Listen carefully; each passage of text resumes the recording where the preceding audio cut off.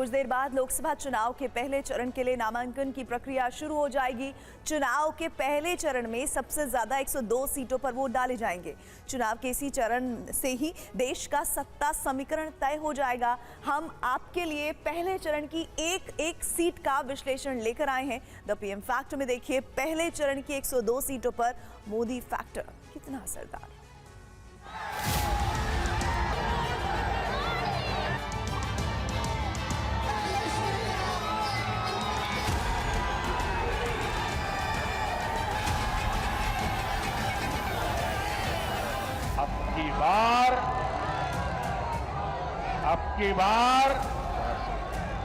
अब की बार लोकतंत्र में सीटों का महत्व तो है ही, लेकिन मेरे लिए उसके साथ साथ जनता जनार्दन का आशीर्वाद ये मेरे लिए बहुत बड़ी पूंजी है।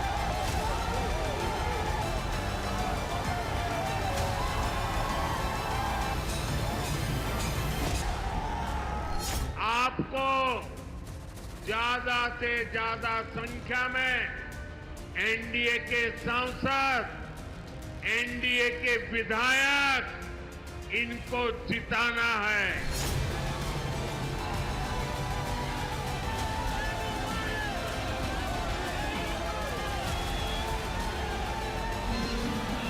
तो आपका आशीर्वाद है। अब की बार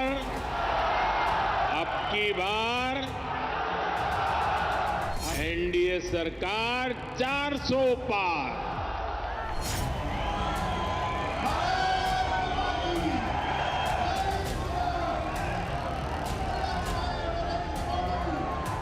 पूरी दुनिया में एनडीए सरकार के विकास कार्यों की चर्चा हो रही है।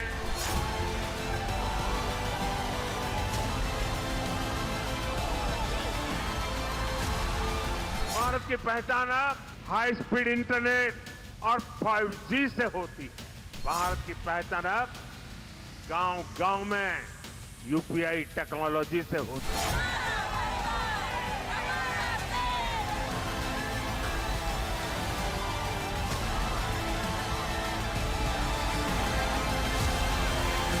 हमारी सरकार के 10 साल में 25 करोड़ लोग गरीबी से बाहर निकले हैं।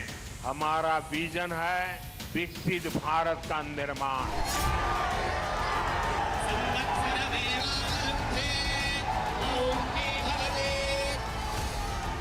परिवारवादी पार्टियों में भ्रष्टाचार की पार्टनरशिप सबसे मजबूत होती है।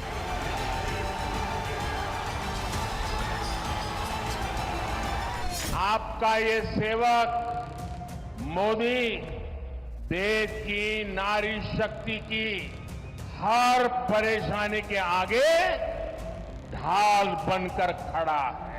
इंडी अलायंस वाले लोग बार बार जानबूझकर हिंदू धर्म का अपमान करते हैं कि 19 अप्रैल को एक वोट बीजेपी को जाएगा, एनडीए को जाएगा।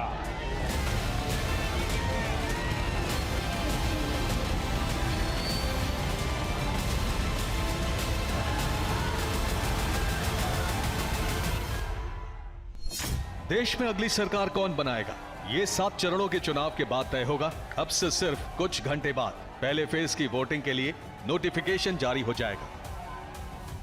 पहले फेज में 17 राज्यों और 4 केंद्र शासित प्रदेशों में लोकसभा की 102 सीटों के लिए चुनाव होगा। पहले चरण में तमिलनाडु की 39, राजस्थान की 12, उत्तर प्रदेश की 8, मध्य प्रदेश की 6, उत्तराखंड, असम और महाराष्ट्र की 5-5 सीटों पर चुनाव होगा। पहले चरण में ही बिहार की 4, पश्चिम बंगाल की 3, अरुणाचल प्रदेश, मणिपुर और मेघालय की 2-2 और छत्तीसगढ़, मिजोरम, नागालैंड, सिक्किम, त्रिपुरा, अंडमान और निकोबार द्वीप समूह, जम्मू और कश्मीर, लक्षद्वीप और पुदुचेरी की एक-एक सीट के लिए चुनाव होगा। पहले फेज की वोटिंग के लिए नोटिफिकेशन जारी होते ही 20 मार्च को नामांकन शुरू हो जाएंगे। पहले चरण के लिए उम्मीदवार 27 मार्च तक नामांकन दाखिल कर सकेंगे और 19 अप्रैल को इन 102 सीटों पर चुनाव हो जाएगा।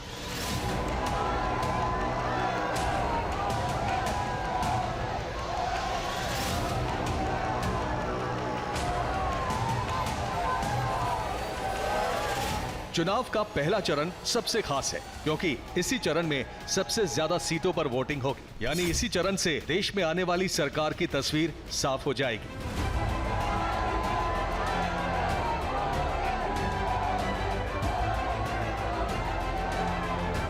यही चरण बाकी के 6 चरण के लिए चुनाव का टोन भी सेट कर देगा। इन 102 सीटों पर मोदी फैक्टर कितना असरदार है, ये जानेंगे। लेकिन उससे पहले चरण के चुनावों में सीटों के नंबर में आया एक ट्विस्ट समझ लीजिए। ये ट्विस्ट मणिपुर से आया है। मणिपुर में लोकसभा की 2 सीटें हैं।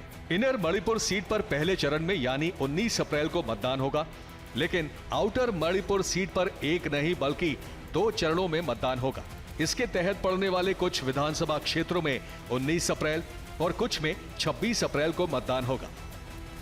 आउटर मणिपुर सीट का चुनाव पहले नहीं बल्कि दूसरे चरण के दौरान पूरा हो पाएगा। इसीलिए टीवी9 भारतवर्ष ने पहले चरण में 102 सीटों की जगह 101 सीटें मानकर भारत के चुनावी इतिहास का सबसे बड़ा प्री पोल चुनावी सर्वे किया है।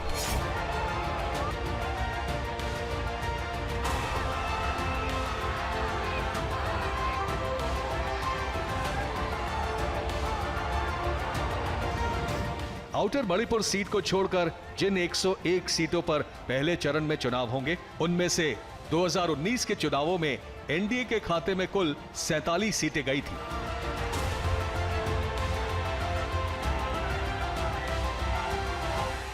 आउटर मणिपुर सीट को छोड़कर जिन 101 सीटों पर पहले चरण में चुनाव होंगे, उनमें से 2019 के चुनावों में एनडीए के खाते में कुल 47 सीटें गई थी। इस 101 सीटों पर हुए चुनावों में आज के इंडिया गठबंधन में शामिल दलों को 43 सीटें हासिल हुई थी। 2019 के चुनाव में इन 101 सीटों में से 11 सीटें अन्य के खाते में गई थी।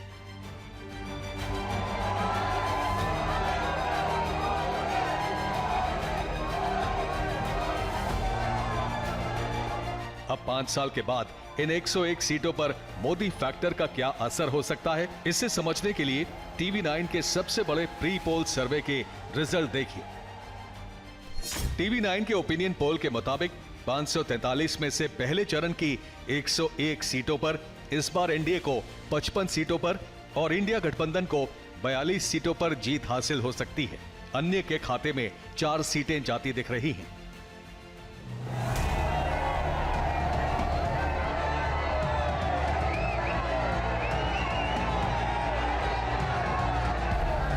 टीवी9 के सीटवार और पार्टीवार सर्वे के मुताबिक पहले चरण की 101 सीटों पर एनडीए को मिल रही 55 सीटों में से 2024 के चुनावों में बीजेपी को 50, एलजेपी को 2, जेडीयू को 1, आरएलडी को 1 और शिंदे और अजीत पवार के शिवसेना और एनसीपी गठजोड़ को 1 सीट मिलती दिख रही है। 2019 में इन 101 सीटों में से बीजेपी को 39 और 2014 में 45 सीटें मिली थी। इसी तरह इंडिया गठबंधन की 42 सीटों में से कांग्रेस को 13, डीएमके को सबसे ज्यादा 23, लेफ्ट को 3, शरद पवार की एनसीपी को 1, इंडिया गठबंधन में शामिल इंडियन यूनियन मुस्लिम लीग यानी आईयूएमएल को 1 और तमिलनाडु की वेदुथलाई चिरुतिगल काची यानी वीसी के पार्टी को 1 सीट मिलती दिख रही है। 2019 में इन 101 सीटों पर कांग्रेस को 14 और 2014 में 6 सीटें मिली थी। डीएमके को 2019 में 24 सीटें मिली थी। पहला चरण चुनौतियों से भरा हुआ है क्योंकि इस चरण में बीजेपी को दक्षिण भारत की उन सीटों पर मोदी मैजिक चलने की उम्मीद है जहां अब तक कमल नहीं खिला। इसीलिए 400 सीट का लक्ष्य हासिल करने में लगी बीजेपी का पूरा फोकस इस बार दक्षिण भारत और खासकर तमिलनाडु पर है। आपको याद होगा जब जयललिता जी जीवित थी तब डीएमके के लोगों ने उनके साथ कैसा बिहेव किया था। यही डीएमके का रियल फेस है। इसलिए ये लोग पार्लियामेंट में विमेन रिजर्वेशन बिल का भी विरोध करते हैं। 19 अप्रैल को मेरी माताओं बहनों को डीएमके के इस महिला विरोधी माइंडसेट के खिलाफ भी वोट करके उनको सजा देनी है। भारत माता की, भारत माता की, भारत माता नरेंद्र मोदी, मोदी, मोदी। पहले चरण में तमिलनाडु की सभी 39 सीटों पर एक साथ वोटिंग हो जाएगी।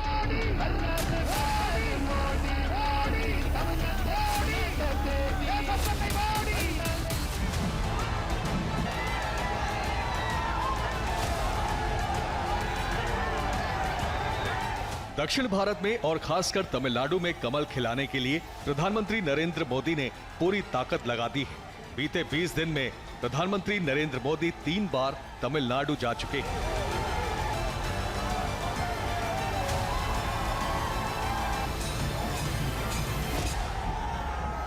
साथियों, इंडी अलायंस वाले लोग बार बार जानबूझकर हिंदू धर्म का अपमान करते हैं। हिंदू धर्म के खिलाफ इनका हर बयान बहुत सोचा समझा हुआ होता है।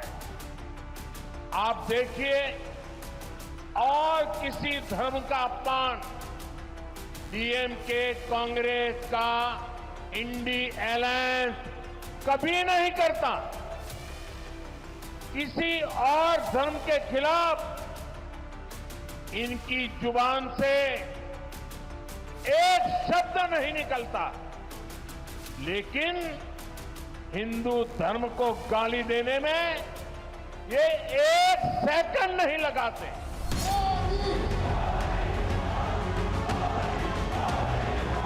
प्रधानमंत्री नरेंद्र मोदी ने बीते शुक्रवार को तमिलनाडु के कन्याकुमारी में बड़ी रैली की थी।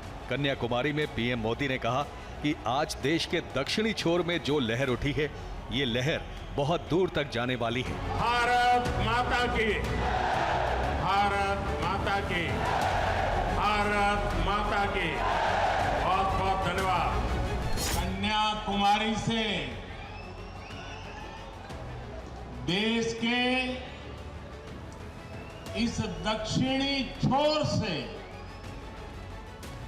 जो लहर उठी है, ये लहर बहुत दूर तक जाने वाली है।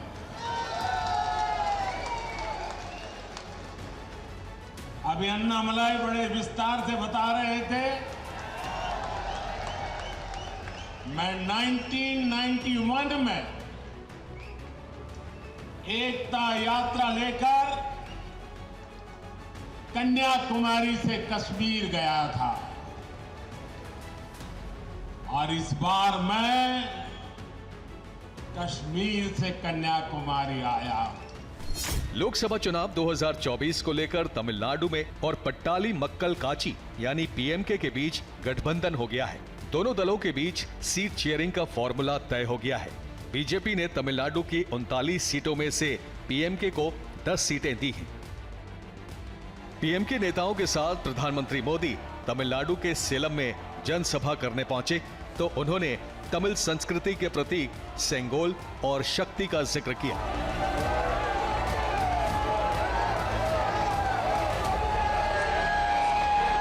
उन्होंने तमिल संस्कृति के प्रतीक पवित्र सेंगोल की संसद में स्थापना का विरोध किया।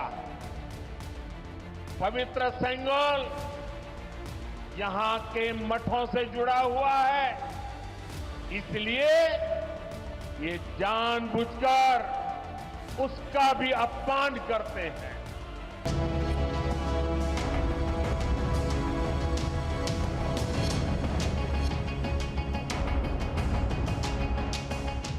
अयोध्या में राम मंदिर की प्राण प्रतिष्ठा से पहले प्रधानमंत्री नरेंद्र मोदी तमिलनाडु के कई मंदिरों में दर्शन करने पहुंचे थे।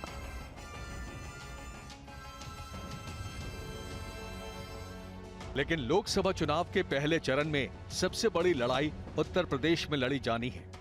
उत्तर प्रदेश में चुनावी मौसम इस बार सबसे लंबा चलेगा। लोकसभा सीटों के लिहाज से देश के सबसे बड़े राज्य उत्तर प्रदेश में भी 7 चरणों में चुनाव होंगे, लेकिन इसका पहला ही चरण बीजेपी के लिए सबसे बड़ी चुनौती है। पहले चरण में सहारनपुर, कैराना, मुजफ्फरनगर, बिजनौर, नगीना, मुरादाबाद, रामपुर और पीलीभीत में चुनाव होना है। यूपी में पहले चरण में जिन 8 सीटों पर चुनाव है, वहां अभी आधे से ज्यादा सीटों पर समाजवादी पार्टी और बहुजन समाज पार्टी का कब्जा है। उत्तर प्रदेश में पहले चरण की सभी 8 लोकसभा सीटों पर मुस्लिम वोटर निर्णायक स्थिति में हैं। 2019 के लोकसभा चुनाव में इन 8 में से 3 सीटों पर बीएसपी और 2 पर एसपी ने जीत हासिल की थी, यानी बीजेपी के पास अभी 3 सीटें ही हैं। ये हैं कैराना, मुजफ्फरनगर और पीलीभीत। यानी उत्तर प्रदेश की सभी 80 सीटों पर जीत का दावा करने वाली बीजेपी के लिए सबसे बड़ी चुनौती पहले चरण की निर्णायक मुस्लिम वोटों वाली सीटों पर ही मिलेगी। इसलिए अब ये भी जान लीजिए कि पहले चरण की इन 101 सीटों में से कितनी सीटें मुस्लिम बाहुल्य हैं और उन पर 2014 और 2019 के चुनावी नतीजे कैसे रहे हैं। पहले चरण की कुल 101 सीटों में से 30 सीटें ऐसी हैं जहां मुस्लिम वोट 10% से ज्यादा और निर्णायक है। 2014 में इन सीटों में से बीजेपी को 23 और 2019 में 18 सीटें मिली थी।